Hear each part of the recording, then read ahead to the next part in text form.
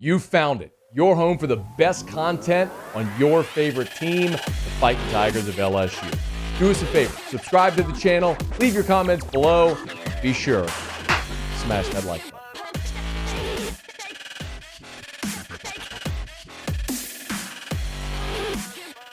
So last week was the February signing day. Of course, LSU didn't sign any players. But in light of last week's signing day, a lot of the sites have updated their transfer portal rankings. And keep in mind that these are the team transfer portal rankings. So this isn't a player ranking. It's looking at the transfer portal classes.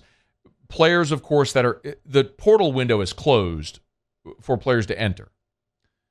However, there will be another window after spring, but players in the portal can sign at any time. Now, the spring semester has started, and you kind of need to be enrolled already at the place where you're going to attend school. But there are different enrollment dates, but I think you all understand the point. There's no deadline or period when a player can pick a school or enroll or anything like that. But because last week's signing date came and went and other transfer players did make their announcement, of course, we learned just yesterday, Ja'Kai Clark, the offensive lineman that LSU had offered from Miami, the center, had started 39 games. He's chosen SMU, so he's now picked SMU, and he's enrolled there. But I wanted to update the transfer portal rankings, so I was kind of looking around at some of them because I saw a few today. ESPN's got LSU 9th. USA Today's got LSU 2nd behind Florida State. I kind of looked at some of the scouting services, though. And I think one thing that's important to note is how they quantify their ranking. So, for example, On3 has UCLA number 1. And they got Colorado number 2, followed by Ole Miss, Auburn, Southern Cal, Wisconsin, Arkansas, Louisville. You're probably thinking, where's LSU? Have we been saying LSU's got the number 1 transfer class in the country? We have been saying that. But Maryland 10, Oregon, Arizona State, Indiana, Washington, Florida State 15, TCU, Houston, Oklahoma, Michigan, and then there, 20th, you have your Fighting Tigers of LSU. And you're thinking, LSU 20th in the portal rankings? That doesn't make sense. Well, the way that On3 calculates theirs is your net score based on transfers in and transfers out. So LSU signed 11 players, but lost 18 players. So when you look at it, they've got 4 4-stars incoming, 7 3-stars incoming, but they lost 15 3-stars that have transferred out of the program. So because of the amount of players who transferred out, your total index score is lower. That's why the ranking for LSU is lower in On3. If you look at 247, however, they're just looking at the players that you signed. And so the 2023 transfer portal team rankings at 247 has LSU number 1 in the country. And this is the one that we've referenced often because we're talking about the players in, not necessarily the players out, which I think is probably... It's totally subjective, obviously, but for me, this is the more appropriate way to look at it, not just because LSU's number 1, but because I think when you think of the portal, you're thinking more along the lines of what you gained and not necessarily what you lost. LSU did lose some significant players to the transfer portal. I think DeMario Tolan is going to be a phenomenal linebacker and is going to play a lot and be really good at Auburn.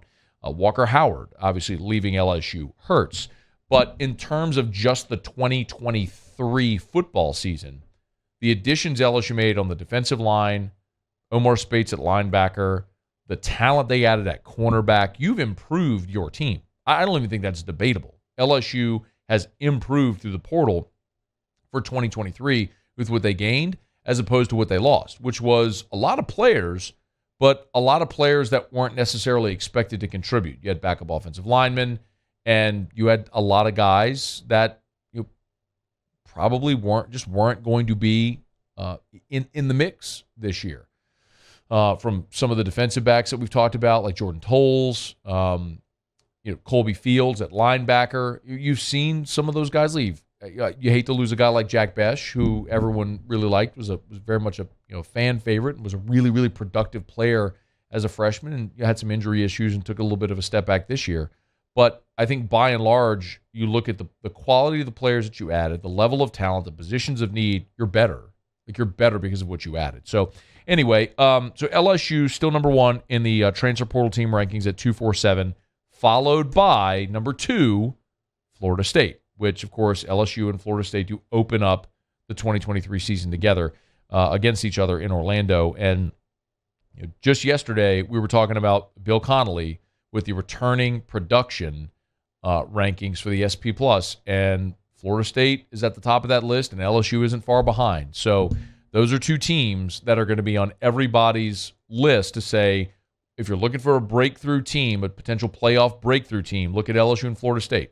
Both won 10 games, both return a ton, both have manageable schedules, both were very successful in adding via the transfer portal. That game is in Orlando. Saying this near the end of the season, and some of y'all laughed at me. You know who you are. But it was obvious to see this was going to line up to be a preseason top 10 matchup, and maybe the most anticipated Week 1 game of the 2023 season when LSU and Florida State tangled down in Orlando on Labor Day weekend. Hey, thanks so much for watching. Please leave your comments. I love to interact, and be sure to hit the red subscribe button below.